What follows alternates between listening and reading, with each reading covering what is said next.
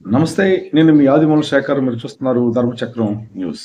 Neat 2025 cut off చెప్పమని చాలా మంది అయితే అడుగుతున్నారు. నేను ఏ వీడియో చేసినా ఆ వీడియో కింద దీనికి సంబంధించిన కామెంట్సే ఉంటున్నాయి. వాస్తవంగా ఈసారి కట్ ఆఫ్ చెప్పకూడదని అనుకున్నాను.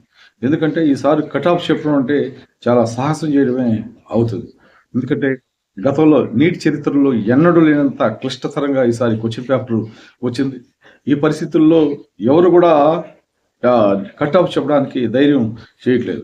అయితే కొన్ని విద్యా సంస్థలు వాళ్ళ దగ్గర ఉన్న వేలాది మంది విద్యార్థులకు వచ్చిన మార్కులు, అలాగే గతంలో గ్రాండ్ టెస్టుల్లో వచ్చిన మార్కులు, వీటన్నింటినీ విశ్లేషణ చేసి ఒక కట్ ఆఫ్స్ అయితే చెప్పే ప్రయత్నం అయితే చేస్తున్నారు.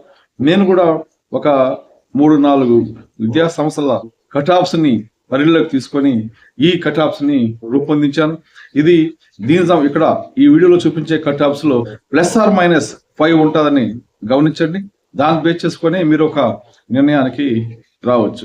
ఇక ఆ కట్ ఆఫ్స్ ఎలాగున్నాయో చూసే ముందుగా ఒక విజ్ఞప్తి, దయచేసి నా ఛానల్ సబ్స్క్రైబ్ చేయకుంటే దయచేసి సబ్స్క్రైబ్ చేయండి. నీట్ సంబంధించి ఏ వివరైనా సమగ్రంగా సరళంగా తెలుసుకోవాలంటే ఈ ఛానల్ను సబ్స్క్రైబ్ చేయండి. అలాగే నా వీడియో నచ్చితే 10 మందికి షేర్ చేయండి, లైక్ చేయండి. నమస్తే.